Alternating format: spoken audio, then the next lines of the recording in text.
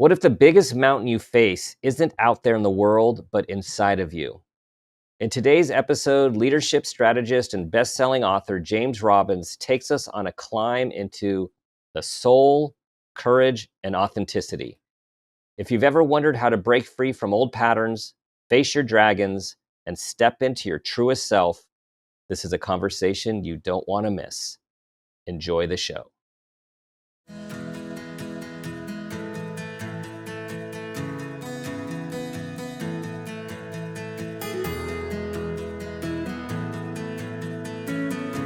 Welcome to Make It a Great One with Dr. Dan. I'm Dan Peters, psychologist and executive leadership coach. This show is all about bringing hope, connection, awareness, and wisdom through meaningful conversations that inspire us to be better versions of ourselves and have a positive impact on humanity. This is your space to pause, reflect, and reconnect with who you are, what you care about, and who you want to be. We have this moment, this day, and this life. Let's make it a great one. Today, I have the privilege of speaking with James Robbins, a leadership strategist, keynote speaker, and best-selling author dedicated to helping people and organizations reach new heights. Over the past 2 decades, James has trained more than 50,000 managers across the globe through his practical, people-centered leadership frameworks, including the renowned 9 Minutes on Monday. His latest book, just out, The Call to Climb, a story to find your path, conquer your fears, and fulfill your destiny, explores the intersection of purpose, courage, and personal growth through a powerful narrative that challenges readers to live a more aligned and meaningful life. James is the proud father of 3 kids and currently calls Colorado his home. When he's not speaking or coaching, you'll find him hiking a mountain trail, writing his next project, or encouraging others to answer their own call to climb. James, welcome to the show. Dan, I'm so excited to be here. Thanks for inviting me.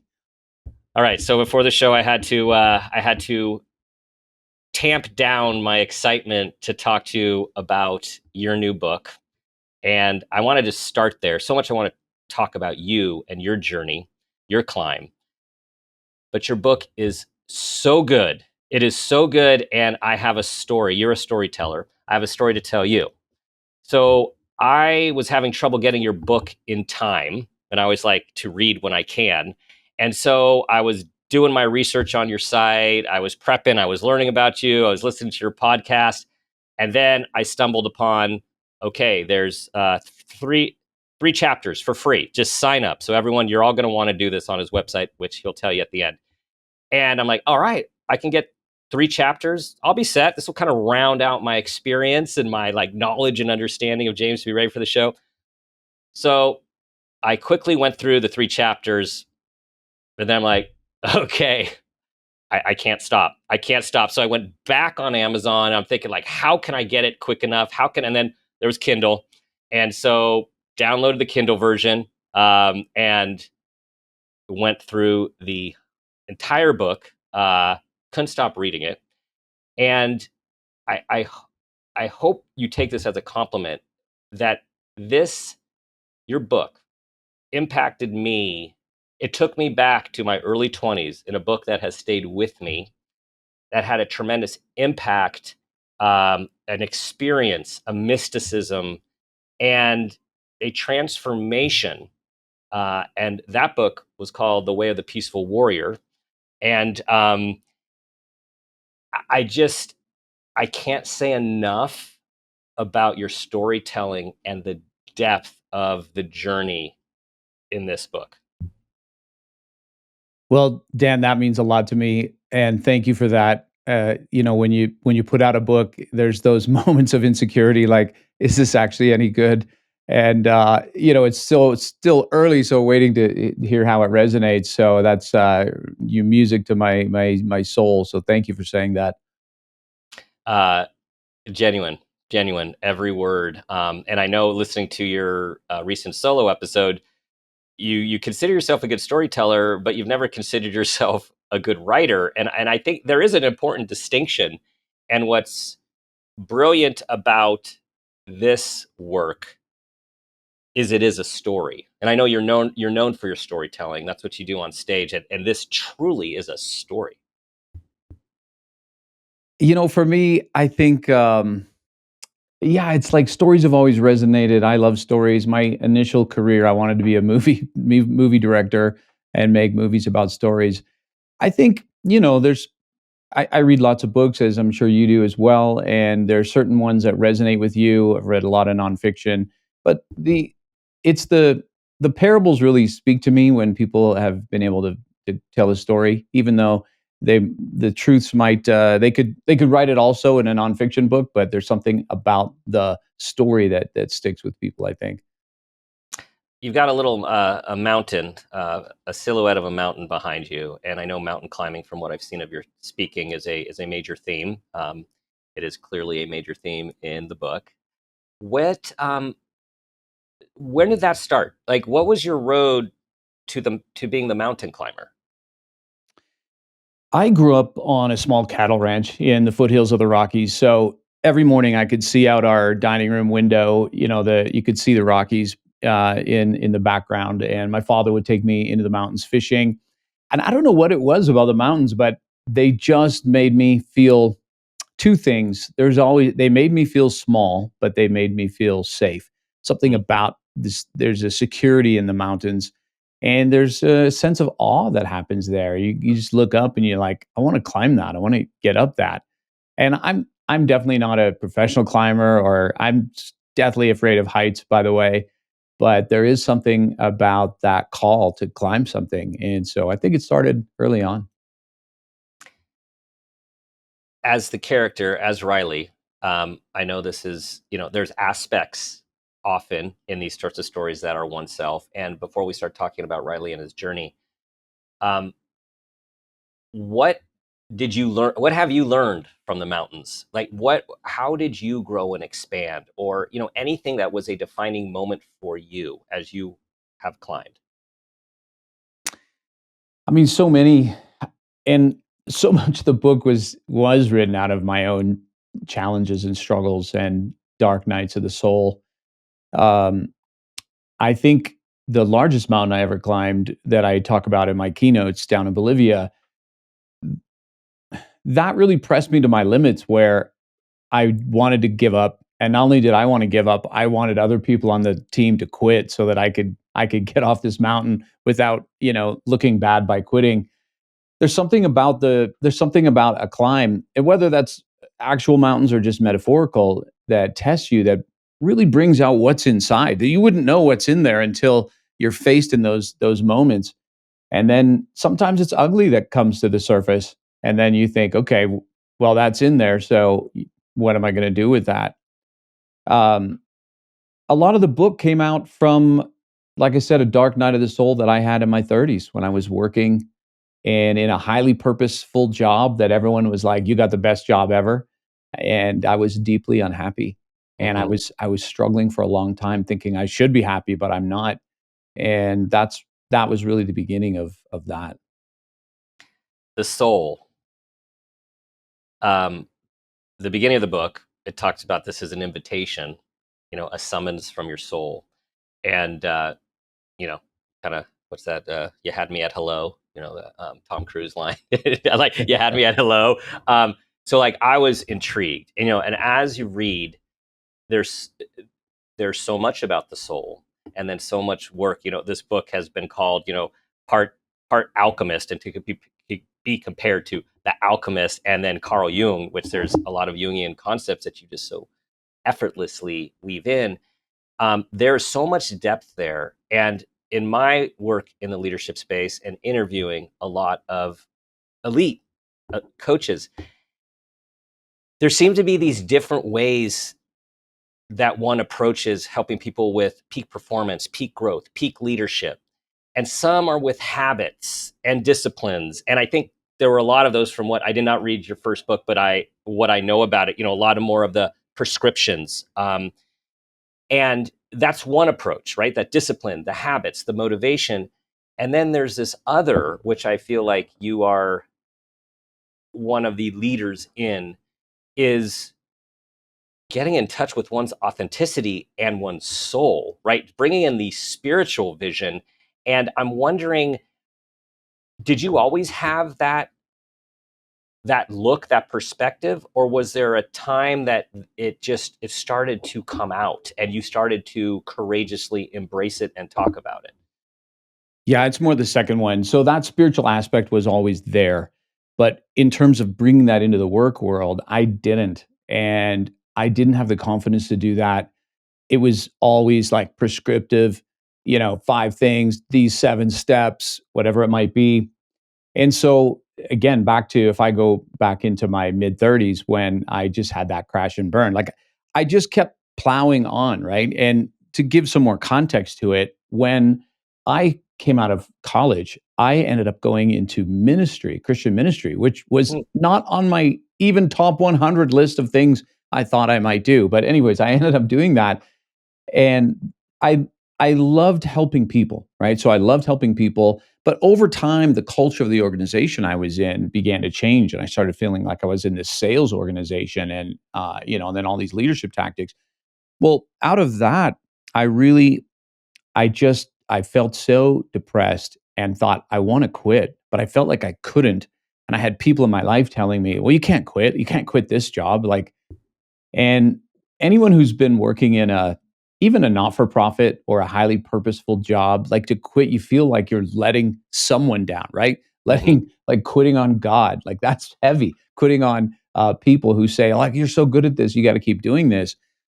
And this comes back to the listening to the soul, right? So I listened to everyone else for way too long, way too long. And to listen to the soul, at least for my journey, I think I avoided it for a long time because I knew it was gonna tell me something that was gonna be scary. And it was during this time I stumbled across the work of, Dr. James Hollis. I'm not sure if you've read yes, any of his I stuff. have. Yeah, Yeah. amazing, Mhm, amazing book. So I read his book called, Finding Meaning in the Second Half of Life, and he was the one that actually gave me the idea of the summons of the soul, and I just, adapted that to a mountain climb. And that's the appointment I avoided. I avoided the appointment of what should you be doing with your life? What do you mhm, wanna be doing with your life? Um, Instead of what are you doing right now?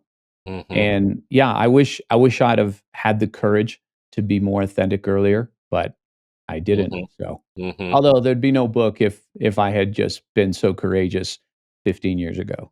This is true, and it makes me think of a writer, speaker, mentor from afar, Wayne Dyer, which many people know and beloved character. And and his one of his last books was "I Can See Clearly Now," and it goes back over his life. And he throughout he always talked about, how I know that what happened was supposed to happen because it did.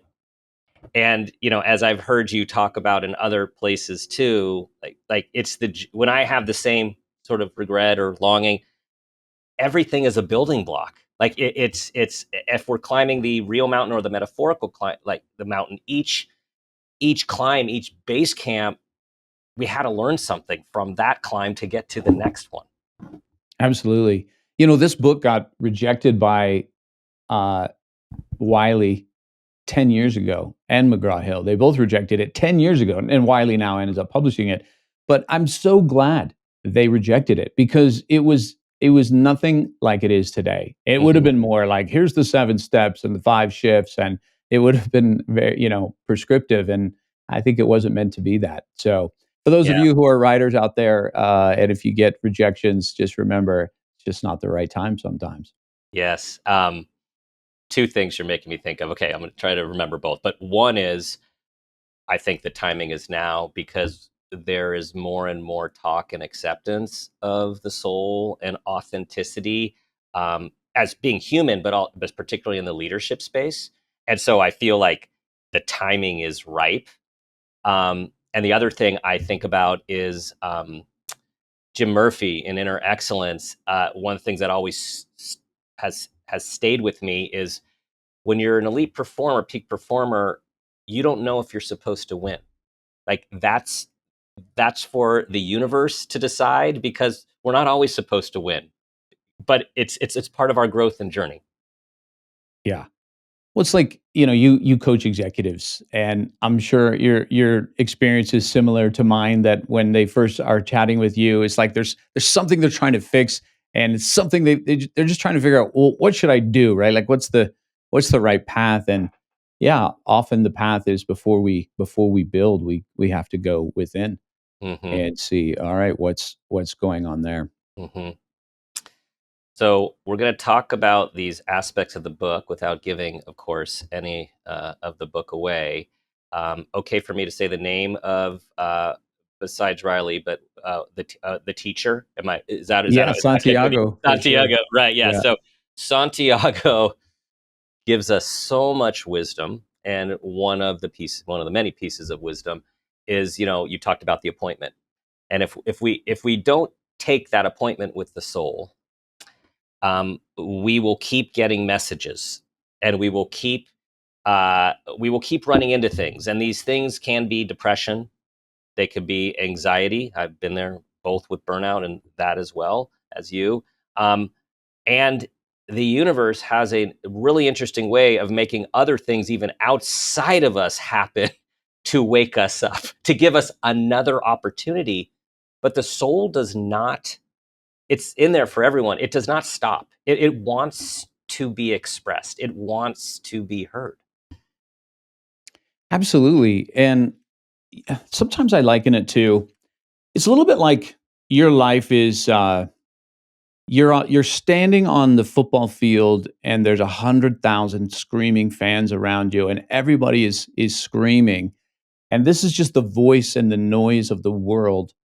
And you have to get out of that to actually listen within. It's like you gotta go down the tunnel and down another set of stairs into this little back room, and you open it up, and then there's, the wise old man or the wise old lady that then can actually sit and get wisdom from.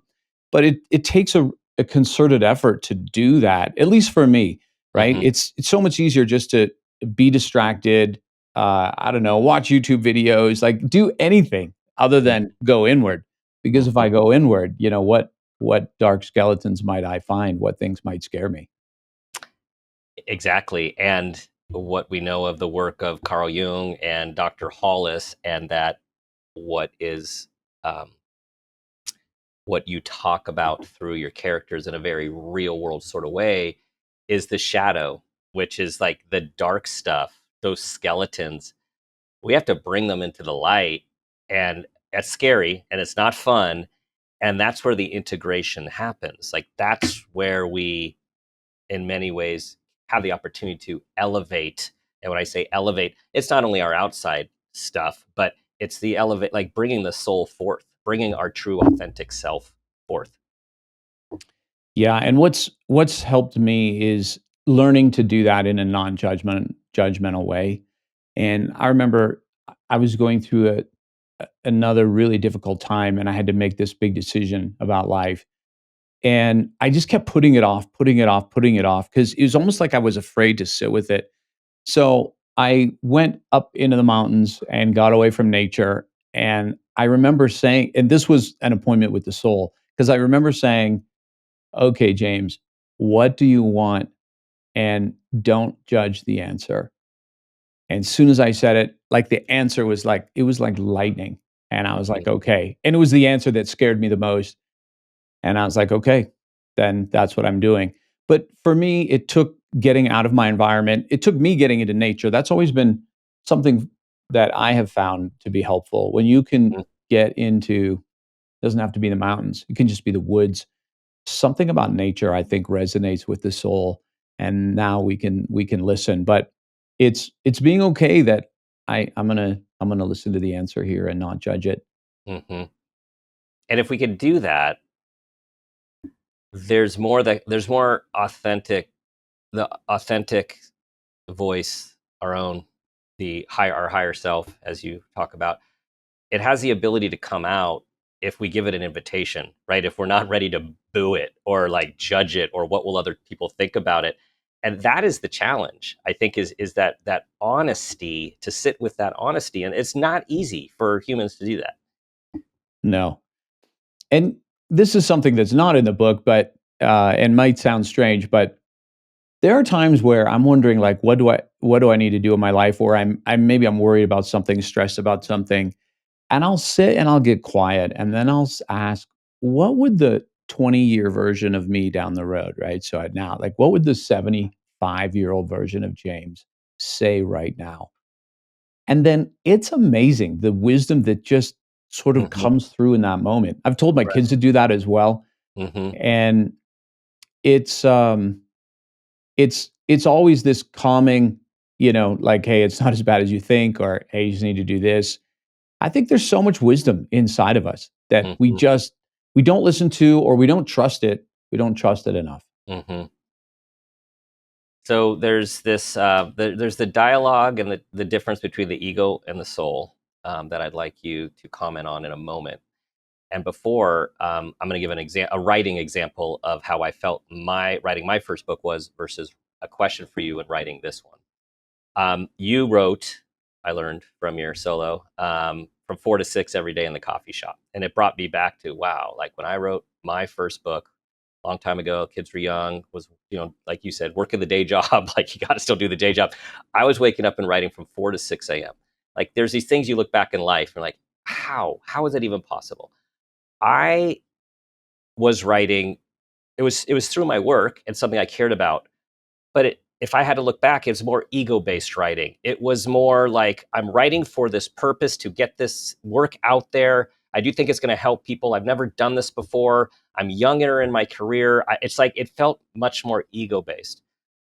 I feel like this book came from you, from your soul. And my question for you is, like, there are times when we get downloads. When I'm in nature, that's when I get my downloads. That's when my stuff comes to me.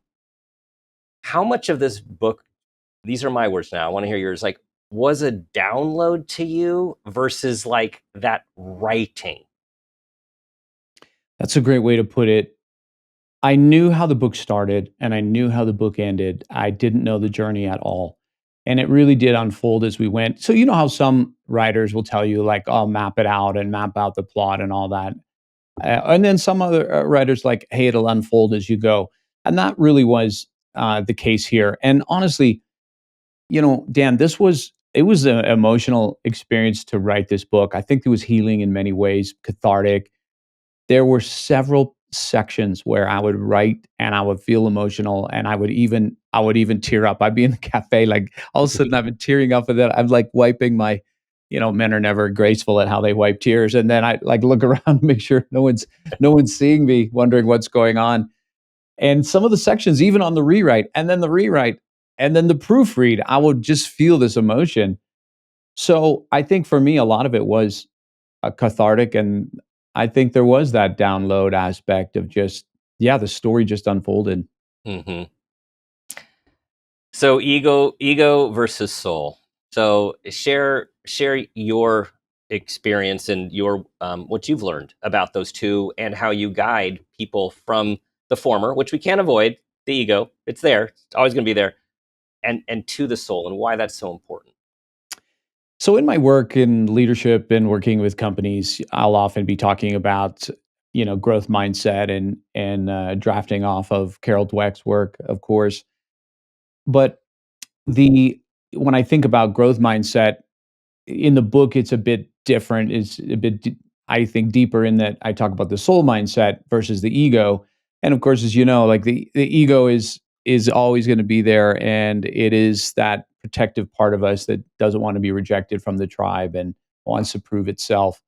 But the soul seeks expansion, and that's often contrary to the goals of the ego. So you've got these competing goals. The soul just wants to express itself through you, through all your amazing talents and gifts and experiences and who you are, right? To bring the song of you to the world, right? I believe that's really your purpose in life. But the Hmm. ego is like, no, let's just make sure that everyone likes us, that we got enough money, that we look okay, that, it's just a completely different set. And for so many years, I lived more by ego than by soul. Hmm. So again, that goes back to, well, how do you tap into that, right? Well, Right. it's starting to make space in your life. If there's no margin, if you're just so busy all the time, it's hard to make space to go, oh, is this what I'm supposed to be doing? Is this what I want to be doing? Does this Hmm. fuel me? One of my Hmm. favorite quotes by Dr. Hollis is, when the path is right, the energy is there. Mhm. right? So if the energy is not there and it's not been there for a long time, right? Mhm. It's not just I Right. don't like my job, but I feel Mhm. dead. Yeah. Okay, then Mhm. there's something wrong, and I need to go inward and find out Right. what's what path am I on that I shouldn't be and where should I be going? And what I found personally when I've had I would say I'm going to go with professional struggles for here, and like knowing that something needed to change, knowing I needed to pivot, as someone who's very good at analyzing, I mean, like good at analyzing professionally and then over analyzing personally, right? Like can dissect something. It's hard to learn to trust. It's a challenge to learn to trust oneself even when you don't have the words. And where I'm going with this is I got to the place where I'd be asked to do things that I had done for a long time in my career. And I'd get this, oh, and then I'd get almost resentful for being asked to do something that I've done for a long time and even get paid money to do. And it took me a while to see the patterns, and we're going to go to the patterns, right? The patterns of it wouldn't matter where it was in the country, the group, the content. I knew right away when something was a versus a oh wow, that sounds interesting, that sounds fun. Before I even knew all of the details, it just spoke to me. And we all have that in us, right? We all have this. That is the soul. That is our authentic self giving us those messages, even pre-thought.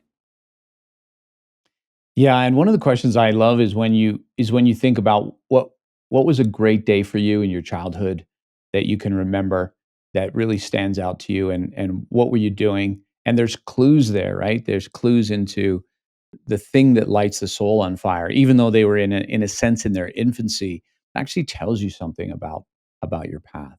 Hmm. So there is alignment, there's authenticity and alignment, and then there's patterns. And so talk a little bit about how to notice those patterns and how noticing those patterns can help us get more towards authenticity and alignment.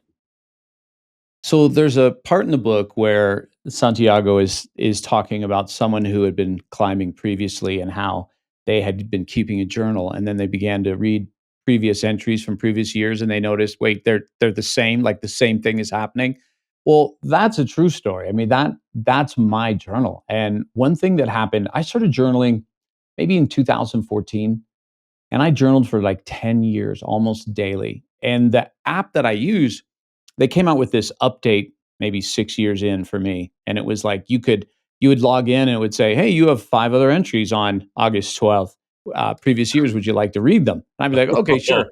So I wow. start reading them, and then I would start noticing like, "Wait a minute, that's all eerie." It's almost like exactly what I'm writing today, like the same feeling, same struggle, same, inner angst.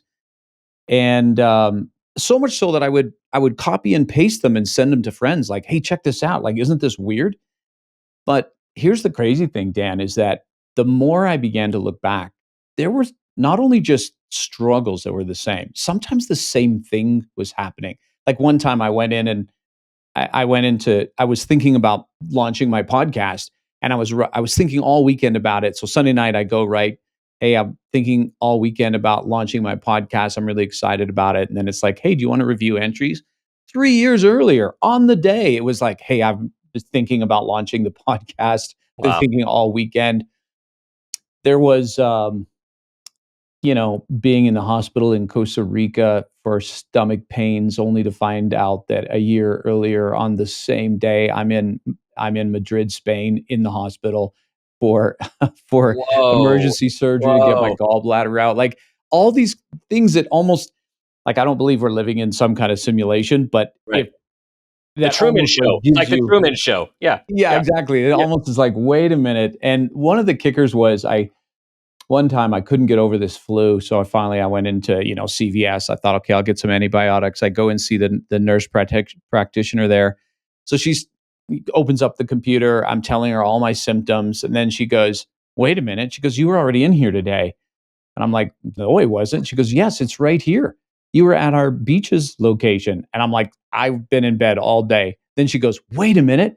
Oh, that's so weird." She goes, "You were at the beaches location on this day 1 year ago, and your symptoms are all the same." She goes, "I'm just gonna copy and paste and put them into today's file," which is How to how trivialize everything, right? it did. It was like somebody is sending me a message. So that's Oh, actually how the one of the chapters is called copy and paste because it was like that. So, anyways, yeah. what I'm saying is that if you came to me and said, "James, you're living in a loop. You're living in these big patterns and you're not really changing that much." I'd be like, "No way. My life is devoted to personal growth." But then when you see it, and it's like being in that orbit around the sun, it's so big that you don't realize that you're in it, and you Mhm. repeat the same patterns, the same relationship struggles, you date the same people, your marriage has the same hiccups all the time, you keep having the same problems in your work, you hit the same plateaus, and that to me was this eye-opening moment, and to your question about how do we spot the patterns, I think that's a little bit of the archaeology, right? It's like we have to Mhm. look at what's on the surface, but we have to look, whether Mhm. that's reviewing a journal, whether that's asking our friends to point out some of our patterns in the same way we can point out our friends' patterns, right? Like, oh, you're Oh, always like this. right, right, And, or, hey, you're just like your father. Like, no, I'm not. right. Like, no, yeah, you are. You're just like your father. Like, okay, tell me more. But to be curious, right? To be inquisitive, not to be judgmental about it. And, I could take one for me that, "Oh, you don't make, as much sales because you actually find other things to do instead of, getting out and making phone calls because you're afraid to be rejected." Okay, like, I don't need to feel, weak because of that. I don't need to judge that. I just need to recognize, "Okay, that's a Mhm. program that's going on for me." So, but what am I gonna do with that? Right, right. Program, and that's one of Santiago's questions, right? Are you living the life you want or the life you were programmed to live? For Um, sure. and these are the type of questions with courage and looking at some of the dragons leading you there is this is how we get more and more in touch with our authentic self, our higher self, our soul. Like what are we, we're all programmed like that, and that's the thing for everyone, right? You can't be human and not be programmed like that's part of our society. It's how do we pull this apart to see what our call is. Yeah, that's, again, that takes that examined life, and it takes those moments of it's like in the book, I use the example of, someone says, "Can you watch my puppy for the weekend?" And you say, "Yes," but you wanted to say no. Okay, great. That's a great moment to think, "Hey, what was going on there?" And you can start to investigate a little bit. That's where those patterns show up, when we do something that we think, "Oh, why did I do that?" Like, or you, flip out in traffic or your partner says something and you just triggered instantly. Okay, so there's more going on beneath the surface. What a great opportunity to, in without judgment, to just take a look what's going on there.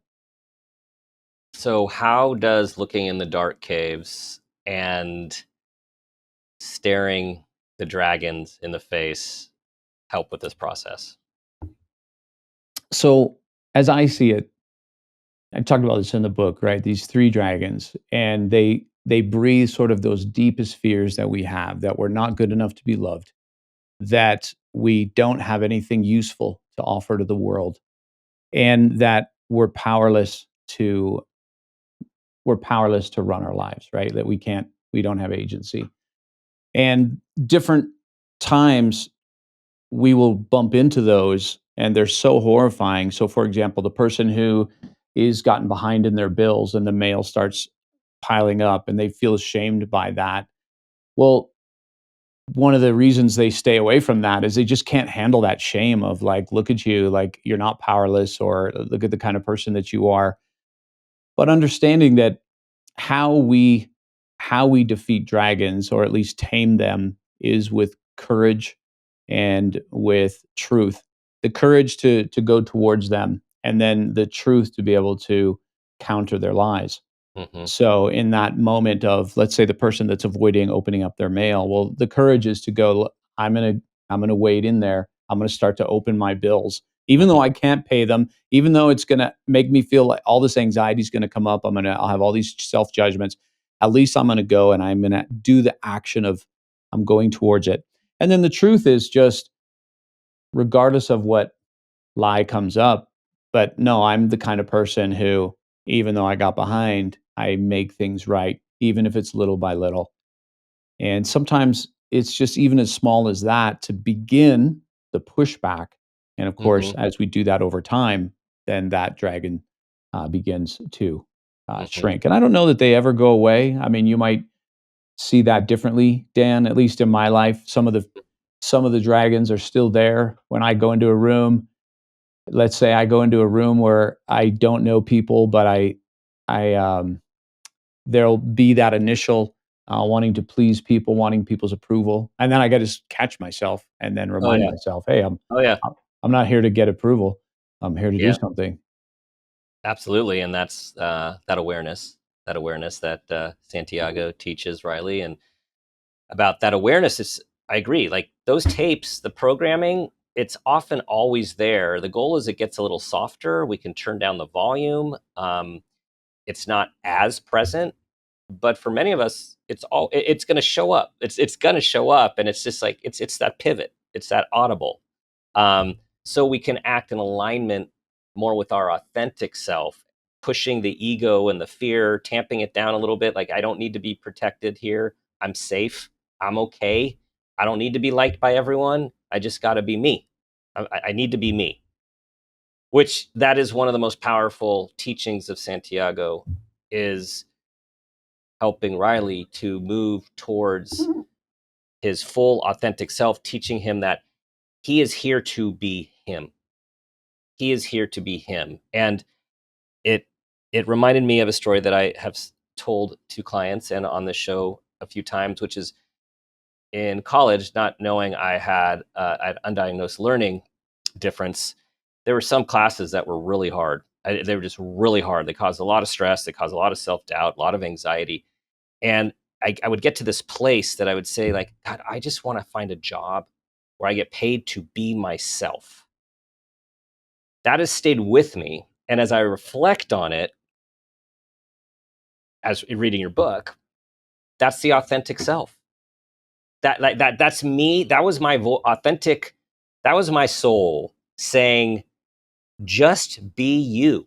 Find a way to be you. You are worthy. You are valuable. All of the lessons that Riley is learning and that you are teaching is we need you to be you. We don't need you to be someone else. We need you to be you.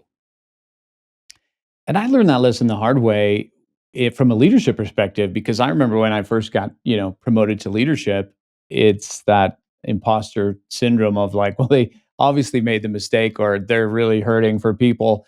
And so it was always living in this mode of like, I'm not enough. So let me project that I am enough. And it took years to settle into, oh, wait, I don't have to have all the answers. And I actually can be me. I can tell my staff, I'm not sure what to do here. Ultimately, I'll figure it out, make the decision. And I think so many of us, we want that freedom to be authentic because the PR campaign to keep propping up whatever we think we're supposed to prop up is exhausting, right? Like it just takes energy. And to be able to have the confidence in yourself to just show up and go, no, this is who I am, and I'm okay with that, and I'm enough. I'm enough as I am. I Hmm. think that might be the golden ticket right there. Hmm. I'm enough as I am. I'm interested in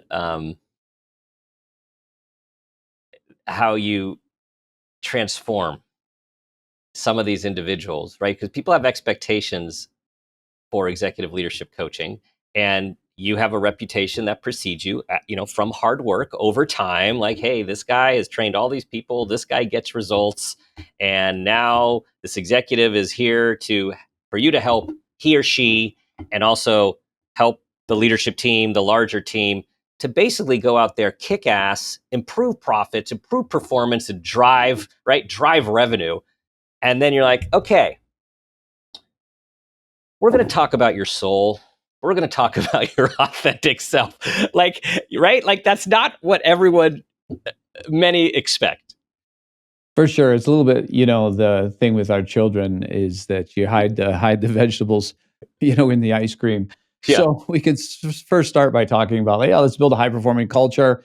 Everyone's on board with that. Let's get everyone, holding people accountable. Yeah, let's do that.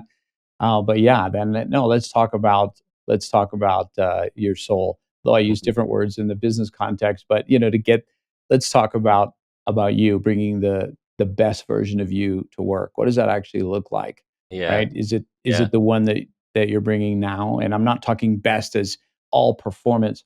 So as you've probably noticed as well, if somebody doesn't want to change, they're not going to change. Yeah. That's for sure. There's a Yeah. big difference if somebody is sent to me for coaching versus if they come to me for coaching. Yeah. Be Yeah. like therapy as well, right? Someone's Right. sent versus they come. Hmm. So a lot of what I do when I'm first working with, let's say, an organization, whatever levels, is to get everyone, first of all, to want to change, to want to be a better version of them as a leader, as a person. Because if I can't get that from the beginning, doesn't matter what tactics I teach them or what accountability frameworks to give them. At the end of the day, true leaders, to me, it's an inside job, right? Hmm. That leadership is from the inside out. And I actually wrote about this today on LinkedIn that maybe we have leadership development all wrong with so much tactics and so much framework this and these 5 things. Here's how to have a difficult conversation, but and those are important. You got to learn those skills for sure as you go. But what's really important is what's on the inside in a leader. Hmm. And yet you don't see much leadership development talking about that, right? Hmm. About how you look at people, what you believe about people, what you believe Hmm. about yourself. Hmm. I think that's 80% of leadership. Totally agree. And I feel like the conversation is moving in that direction, um, through these conversations, through books like yours, and the courage to put that stuff out there. Um, because my experience of successful coaching engagements is when the people leave, say, wow, like, I'm a better person. It's not even focused on that, on those initial goals. I mean, those initial goals are there in their leadership, in their work, in their roles, but it's like it expands to all these areas of their life, and they feel like a better, more evolved individual that some even call life changing. Yeah, I think that's when transformation is really happening, right? It spills over. So suddenly people are coming back saying, "Hey, I took what you said about the work, but then I tried this out with my wife, and then she responded this way, and I'm more present with my kids, or whatever it might be." Right. And that, to me, that's when you're changing. It's one thing to add skills, and of course we have to add skills for different roles that we play. But it's another thing as you really begin those shifts inside. In a sense, you're shifting how you see things, right? That's where Hmm. transformation happens. You change how you think, and as you Hmm. change how you think, you change what you focus on, what you Hmm. feel, how you Hmm. act, Hmm. and that's where change happens.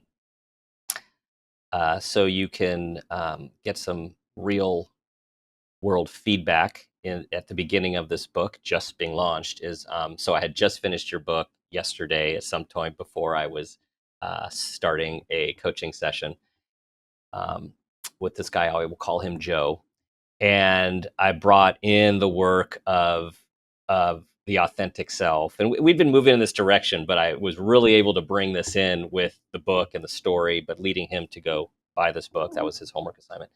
Is And we were able to identify he's work Joe, and then he's authentic Joe only once he's achieved all of his goals, whether it's at home, at work. Then he's authentic Joe. So we were working on this integration, and the question was, why can't he be authentic Joe, still being a high performer in all these other areas of his life, including home? And why is there a difference? And he thought and he thought, and he internalizes everything. And so I haven't fully read the text because it just came in before we went on, but I got a text from him that said, "Authentic Joe update." And there's a list of all the way he's putting authentic Joe into practice in his work and his home life. And so like these awarenesses and this pivot has overarching, it's transformational, as you said. And I think people, these aren't just tactics, and that's the difference. And I think when I heard your solo, I think you were kind of like, you're making a comparison, looking back 9, 10 years ago when you wrote your first very, well accepted, received, and effective book. And you're looking at it in a certain way with the bullet points and the habits, and that, like, that works. And you were kind of looking at it like, okay, those work. But I felt like you're saying, but these are my words, deeper, more like, how would you describe it? I would say yes, deeper, more foundational. Great work, by the way, that you're doing with that guy. Just even having those conversations about authenticity, and I think that's the challenge. Is that sometimes we think, well, I'm this way at work because I have to be this way at work, right? Like this is the societal norm, and obviously we understand there's context for roles and ways that we've got Mm-hmm. to show up at work. But and I think about my own life at home or with my kids, I can be like really goofy and a lot of fun, and then in the work setting it's like that thing is put in the drawer. And yet, I'm sure actually my staff would enjoy that part of me, but you were so programmed to think, "Oh, but no, that's unprofessional. This is professional." So we have all these judgments that then dictate the Mm-hmm. masks we wear. Mm-hmm. So, anyways, I can't remember what your Yeah. question was, but I was just thinking Yeah. about Oh, what you. how the depth of the, like, how you were comparing I think going back to probably something I started with, like the two different maybe schools or thoughts within the coaching, executive leadership coaching world, of like the habits, the principles, the discipline, the checklists, that thing, versus the depth of the work of the soul, the work of the higher self, the work of authenticity. And these things for a while, I think would be considered kind of woo woo in this space, when there's some there's wonderful literature, whether it's Jung and beyond, about how when one is aligned, and psychology, when one is aligned with one's higher self, whatever we call that, we have inner peace. And with inner peace, we are more impactful and effective in the world and on those around us. I think I think part of this comes from my desire to have a bigger impact on people. Like, again, it's one thing to go in and teach a bunch of people, hey, here's how you increase the engagement and motivation. And I know I'm helping them. I know I'm taking stress out of their life. I know they're giving their employees a better life. But for me, there's still something like, but I'm not getting to this other deeper part that I crave to help them with. Mm. And I think that's part of it. And to your point about the leadership development space has evolved for sure, where these topics are more normal, I guess. I do a lot of work in manufacturing though, and you can get on a call with a bunch of these executives who all like came up through the plant for like 20 years and their dad worked for the plant, and it could be a really gruff group, right? Like they're not thinking about the word soul. They're just Mhm. like, we just got to make more widgets, and how do we fix this plant? So yet at the same time, it's inside all of us. We Mhm. just don't know if we have the permission to bring it in that space, or well, especially with men, Yeah. it's tough for men to be open. It's a very scary thing. Mhm. Um, and obviously that's a big cause of mental health problems. For sure. Um, Santiago teaches about the three fundamental needs, right? To feel love and acceptance, to feel strong and capable enough to control one's life, and to know they add value to the world. And it's complex being a human, but when you think about it this way, it really brings it down to it's those aren't simple concepts, but it brings it down to the needs that we all have.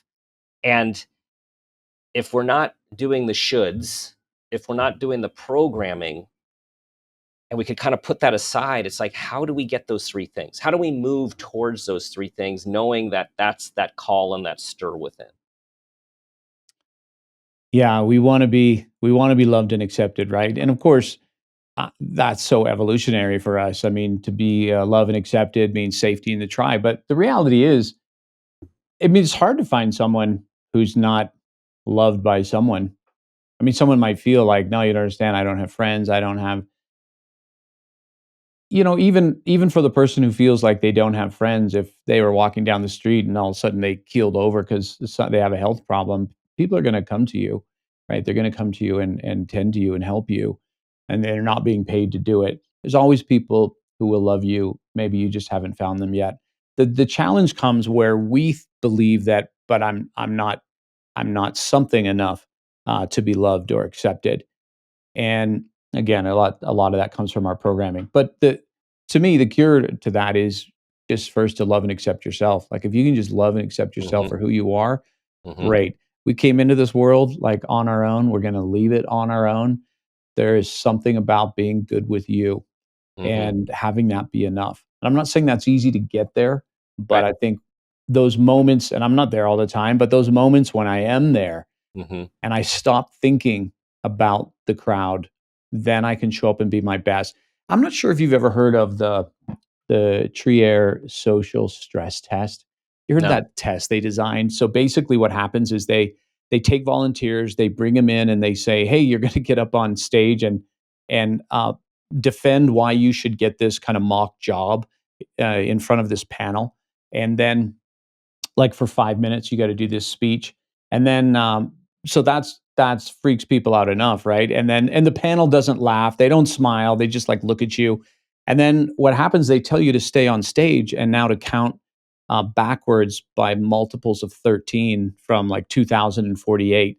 And so now you're doing math on stage, and then they start saying faster, you got to speed up. So, anyways, that's the Trier social stress test. And what they do is they swab their saliva before and after, and the cortisol always spikes. Well, they took one group, and before they had them go through that crazy thing, they said, "Hey, what are the things you value? Like about like what are your values? Now pick one of them. So let's say serving others. Now pick that one value and write a paragraph about it. Like, why is that a value of yours? How do you live that out?" And so the people would do that. And then it was like, hey, you need to get up on stage for 5 minutes and do the whole thing. Well, after, when they swabbed their saliva for cortisol, the cortisol didn't spike. Hmm. And so they were activated, right? Their heart rate was up. They were in the moment, but on a biological level, they weren't stressed. There was something about grounding yourself in who you are that inoculated you, that protected you from one of the scariest things of humanity is the Hmm. potential public judgment. And so that's why I think when you can really ground yourself in who you are and especially the best versions of you, right? Those great qualities, and just remind yourself over and over and don't be so hard on yourself, you're going to show up differently. Hmm. Um, the second one about that, you know, I don't want to have I don't want to be useless, right? I want something valuable to offer. And I talk about this in the book, that this idea of the divine fingerprint or the divine signature, right? And if you look at everybody's got a different set of fingerprints, even identical twins. Now, why is that? Like, why that? And we use that as an identifier, right? With the government and scans and opening up Hmm. your phone. Like every time you open your phone, for those of you who still use the, Yeah. the thumbprint, you're asserting that there is only one who can open this. I am the only person who brings something to this world. Hmm. And when we can get in touch with that you really are a miracle, just that you're here and you have something to offer, whether it's small, whether it's large, um, that's that's such an important part of being healthy. And then the third one about that I can control my life. Well, I can't control everything about my life, but I always have agency. There's always something I can do. And when I feel like I can't, then it's because I'm lacking that personal belief in myself. But when I believe in myself and I know, okay, I can act. So, okay, let's say our company made no money in the last 2 months, and now we're whatever facing, creditors are calling, and okay, but I can act, right? I don't Hmm. have to just sit and do nothing. I can do something. Or you're in a bad relationship, or what Hmm. you're calling a bad relationship, and Right. you feel powerless and, well, I got the kids and I can't do anything. Anytime we hear that language, it's like we're getting trapped into that I don't have power. And when we don't have power, that's when we're in a prison. And when we're in a Hmm. prison, we're going to not feel happy. We're going to feel depressed. So to me, it's always about feeling useful, feeling capable, right, or Hmm. powerful, and Yeah. understanding that we are lovable just as we are. Doesn't mean that we're where we should be. Like those are two Hmm. different things. Like maybe you're not where you should be, but it doesn't mean that you're not enough as Hmm. a person. That intrinsic value, from Yeah. God themselves. Yes. And as we are winding down, um, one of the main through lines in the book and your work is to take one more step. Just take a step. And so just say a little bit about the law of 1,000 steps, because I think that's when we need to simplify, when the air gets thin, when we don't, or, your lungs are on fire, figuratively or literally, and resilience. You got to keep going. Yeah, if you're having problems taking action towards your goal, it's just your first step isn't small enough. And in the book, there's a lot of examples of people. There's this guy and this guy, and most of those examples are just times of my life I've failed. I just had to break them up into many different people because no one would think somebody is that that messed up or would fail that many times. But I tell you, Dan, like when I look at my life, I feel like there has been so many things I've tried and failed, so many setbacks, so many things that were just disappointing and didn't work out the way they should. And I guess if there was a praise I would give myself in that is that I've kept taking steps, right? I've just kept climbing. Hmm. And am I where I want to be? No, I have these desires to be further down the road. I always have to contend with that in my own heart and soul. But maybe I'm where I should be, Hmm. but definitely when things get tough, just what's the next step you can take and Hmm. just take it. You don't have to see the summit. In fact, when you're on some of these large peaks, you can't see the summit until you get close to it. It's just another false ridge, Hmm. and you just have to keep climbing. Yeah. Well, and to close with one of Santiago's later wisdoms. So don't pray for an easy life. Pray for the strength and the courage to bring your full self to this one. What do you want for this book? What impact? Because Santiago teaches about the quest for a worthy pursuit, which you you have done with this book. You are doing with your work. If I can be so humble in saying so, this is my words to you. What what do you want the impact to be? I want people to not feel imprisoned or be imprisoned by the fears that they have because they just have so much to offer. I look at my own life, I look at how much I left behind. I look at how much stuff I didn't do and chances I didn't take, struggles I had because I didn't just face those fears and keep climbing. I don't want people to make those same mistakes. I hope younger people are able to read this and feel empowered to, take those risks and take the risk of just being yourself. Hmm. And when I worked for years as a preacher, I had to do funerals, which is an interesting part of the job.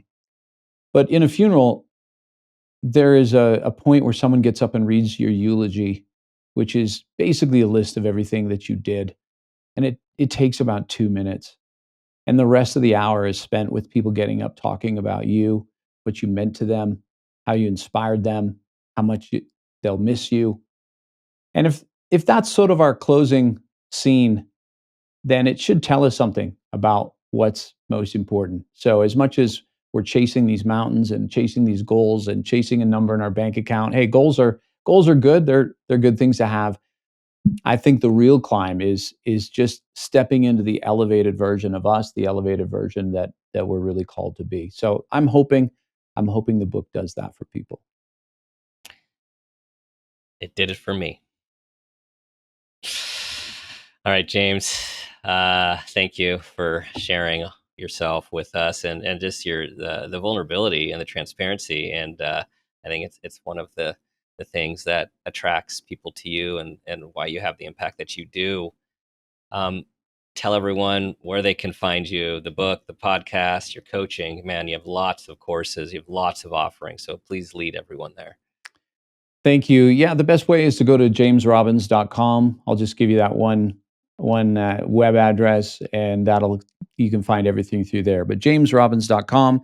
And yeah, I appreciate Dan. Thanks for having me on the show. I really appreciate your thorough questions and just even the fact that you read the book. Sorry that we didn't get it to you on time, I but got it. I still got it. and you powered through it. So, Yeah, oh man, it means a lot to yeah, me. Thank you. It's been yeah. so encouraging to talk with you today.